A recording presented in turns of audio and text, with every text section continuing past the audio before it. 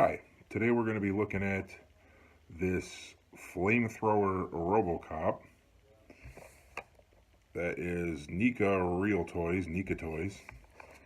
Um, I got this a few days ago and we're going to open it up and take a look. So,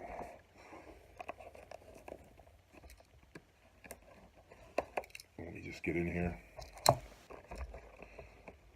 Bear with the lighting here. I'm doing this at my office. The lighting sucks.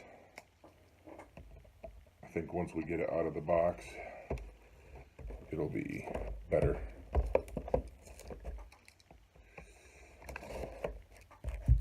Okay. Let's take a look.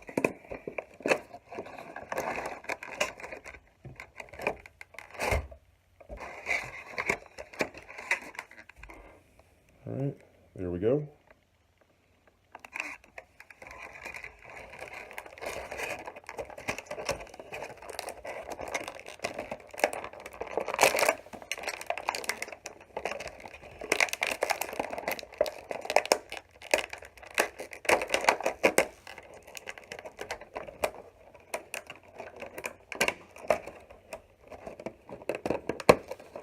Wow, that was ridiculous. Okay, there he is. Let's check the sizing here.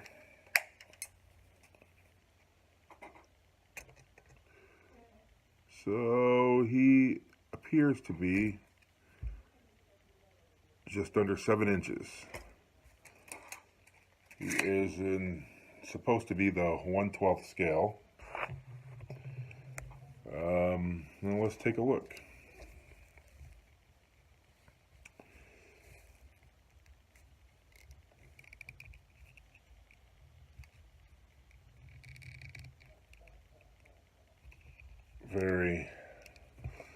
The joints are terrible. To me, very, very stiff. Of course, I only gave $20 for it. Brand new in the store. Fantasy books and hobby shop. Didn't really know much about it, to be honest with you. I just thought it looked cool, and I thought I wanted to put it in a stop motion animation.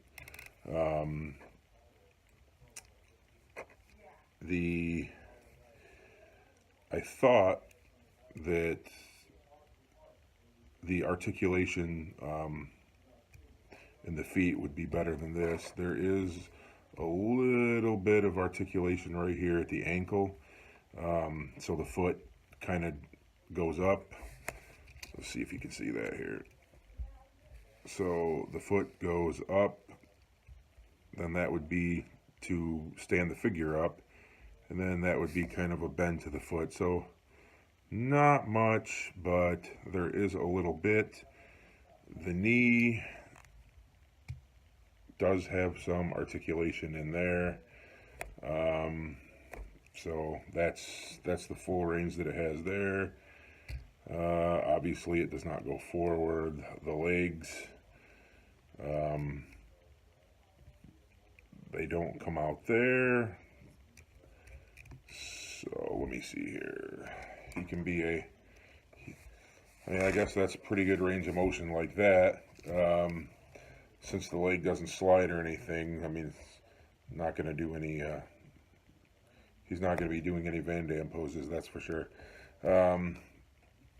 Pretty much looks like the leg goes 360 degrees around there. There's nothing here at the waist.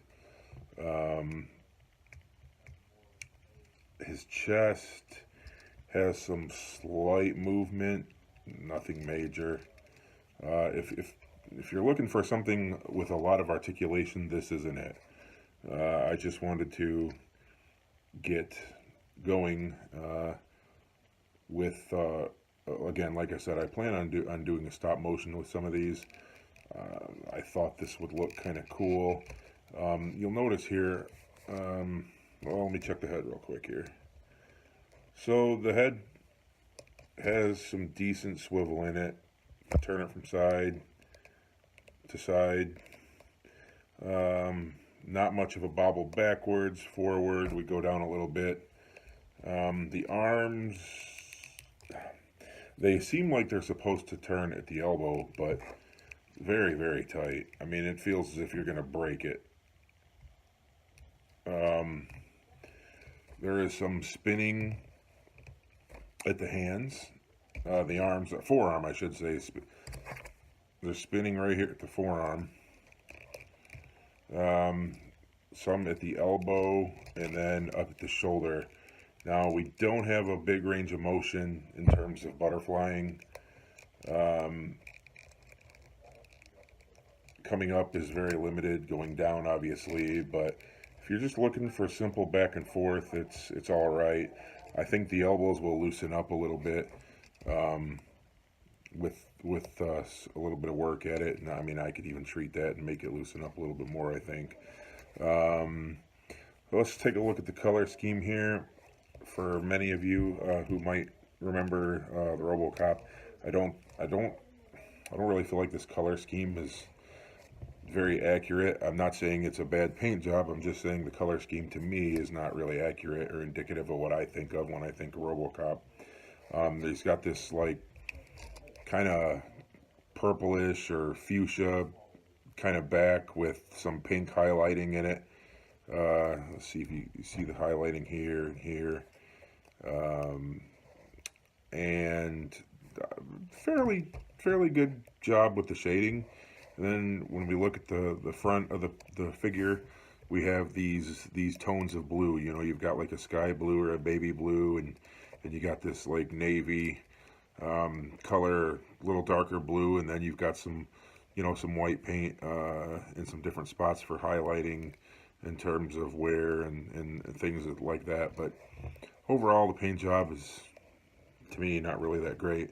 Will it serve its purpose? I think so. I hope so. I mean, if not, I mean, it was only 20 bucks. I can set it up and go from there. All right, let's take a look at these accessories. Okay, so we were looking at the accessories, and we have the gun, flamethrower. You got the tip. You see that I took that out of the package while the camera had shut itself off here. The tip goes in there like that. Put it in about how you want, and you can put this on the left or the right. And it's kind of got, I don't know if you can see that. It's designed to go in here, kind of half moon, crescented. Goes down in there, and kind of looks like you know, the flame coming out of the flamethrower there. And then another accessory here that's actually in it. I don't know if you can see this. There's a gun right there. Now, it's tricky, but you can get it out, and there is his gun. And I actually like the gun. I like the detail. I mean, I think it looks pretty good. He holds the gun fairly well. I had tested that a minute ago when the video was off, but he holds the gun very well. The flamethrower, on the other hand, is a little bit heavy. You go to put that in there, and I mean, see how it's kind of hanging a little bit, and it really doesn't seem to matter what you do with it, and see it's falling. So that's kind of shitty. I'm not sure that I would use that. Now this compartment here, it opens and closes. You can close it.